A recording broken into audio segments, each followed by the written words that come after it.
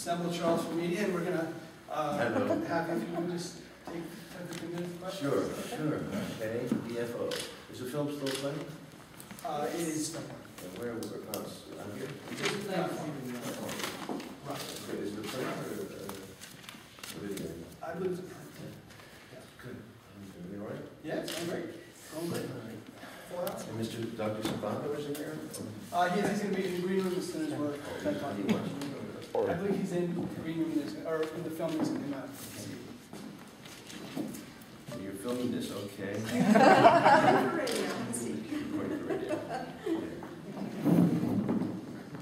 TV or what? What is it for? I got TV. I think I might be the only one. Yeah. TV. She's an NBC affiliate, right? Yep.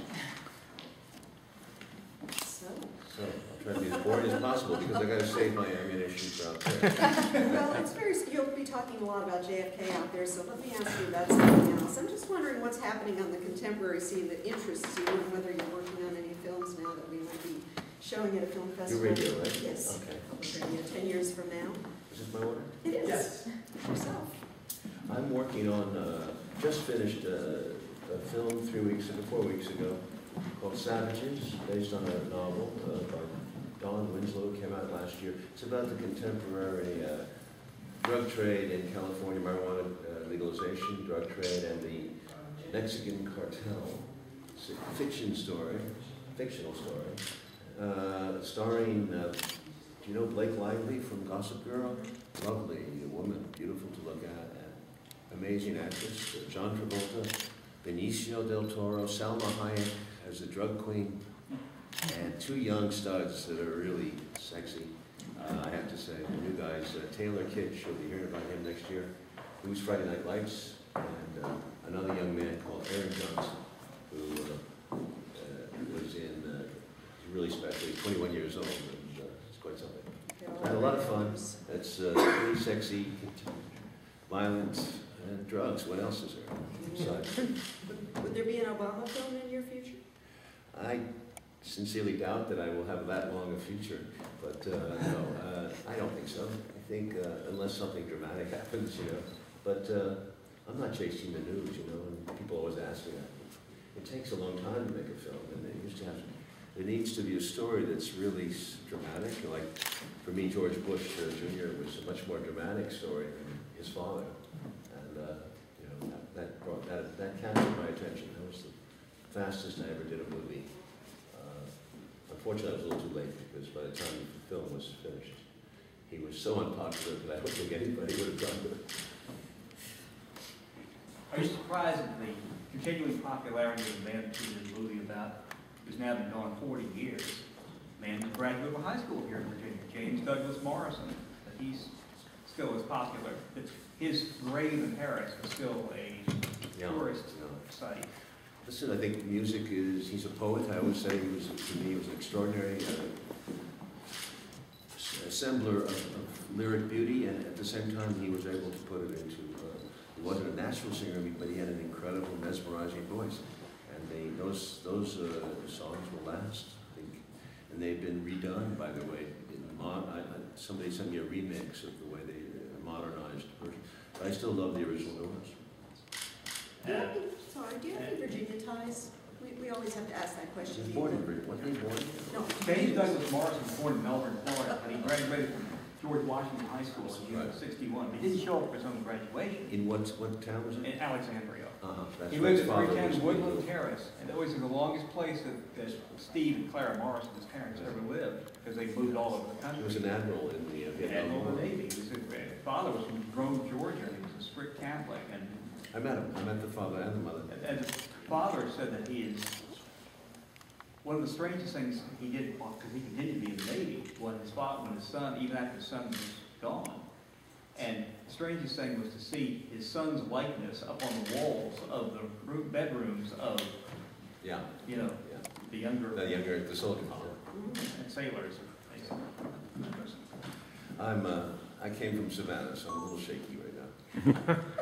And you don't have any Virginia ties that we need to know about?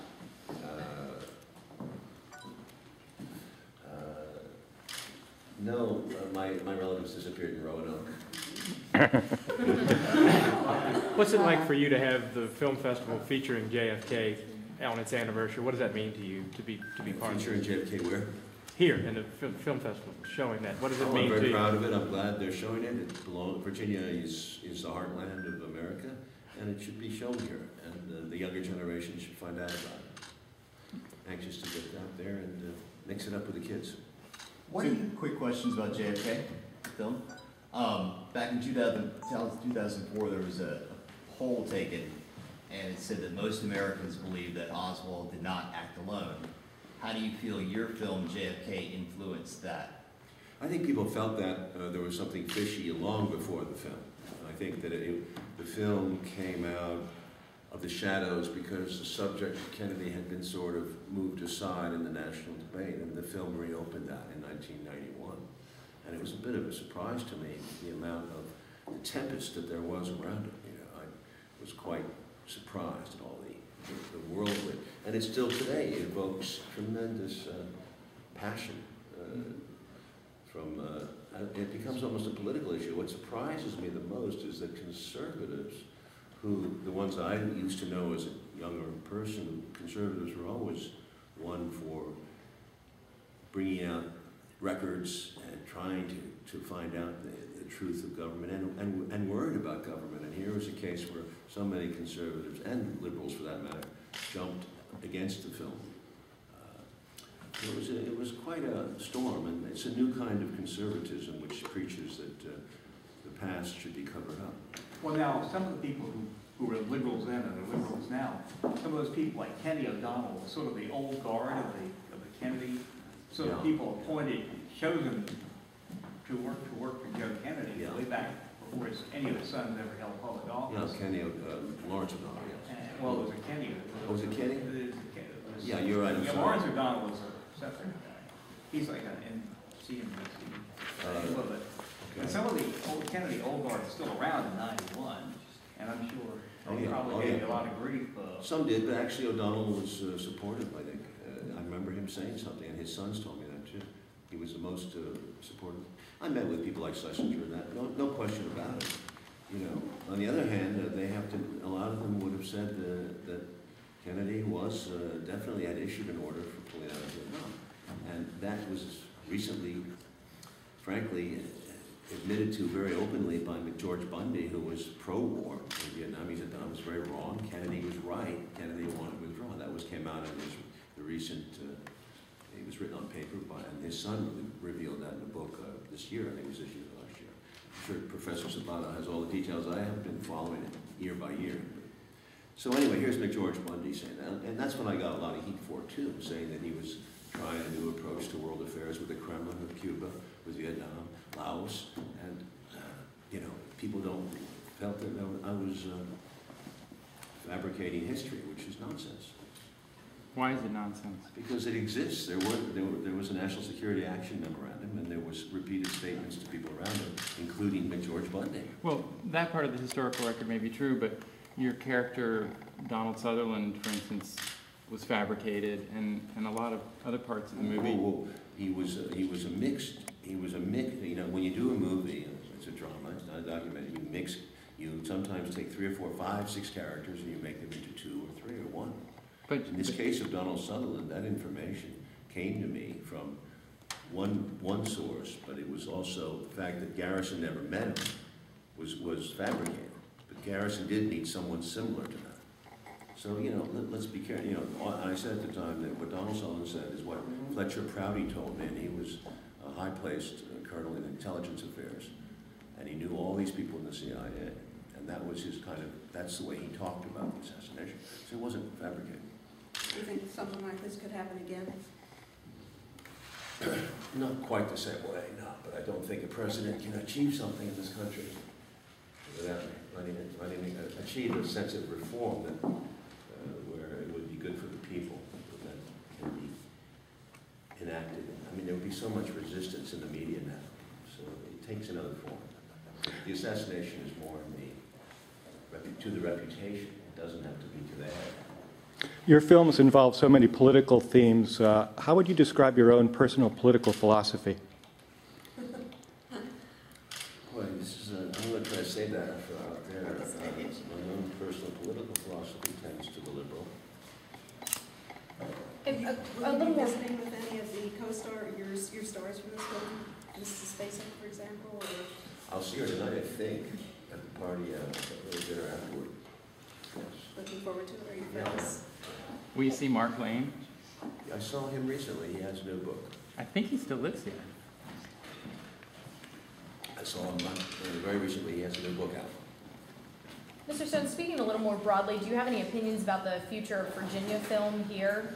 And obviously, you're here today for a reason, showing your film. But any thoughts on the future of what's going on with film here in Virginia? Don't know enough about it, I'm sorry. That's okay. I know that Georgia's is ramping up production with the tax rebate, very good one that everyone was talking about. So a lot of films going to Georgia, but I don't know about Virginia. Steven Spielberg is shooting something on Lincoln in Richmond, even as we speak. Is Lincoln something you ever thought of tackling? Oh, yeah. Oh, yeah. Seriously? Oh, yeah. I was involved in a project about Lincoln, about 1990s, early 90s, and actually I went out to Daniel Day-Lewis. So I'm glad he got it. He's really made. I think he's a wonderful actor, and I hope he really deals with the tension of what Lincoln went through. It's a tremendous amount of pressure. I had a bit of Lincoln and Nixon. I don't know if you saw him in the movie, but Nixon felt that he had a relationship with Lincoln. Those guys like to think they did. Mr. Stone, regarding JFK, is there anything you would go back and change if you could about the story or the filmmaking? I would, yeah, there's a few things, but frankly, I haven't seen it, but I was on about 2 years ago.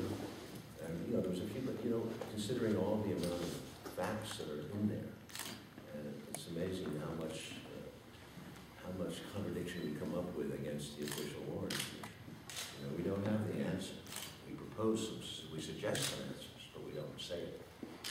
What we do suggest is that we show all the holes in the case from the Warren Commission point of view. That's what we did. If someone hasn't asked a Called it question, at the time we a counter myth, for lack of a Counter myth. counter myth is what I call it, for lack of a better word. But that I think many people would agree with me that the Warren Commission is a great myth, and people can buy into it or not. Oliver, we have one more question from our Newsplex station over here. Hi, Mr. Stone. I'm Tara from CBS. Thanks so much for coming out today. Why do you think that film festivals like this one, especially in a small town like Charlottesville, are important in developing the film industry and getting new people excited about it? I think film festivals work in smaller towns because they bring the community together. It's fun. People get to talk about movies, renew their interest, go to some new movies. At the same time, mingle with some filmmakers. It was just in Savannah, they had one too, and it really seems to work. It puts the town on the map, And this town here is relatively small, it's young, cultured. Why not? It makes sense. I think they should. In the bigger cities, sometimes the festivals can be swallowed up. Great. Good. Thank you very much. Thank you.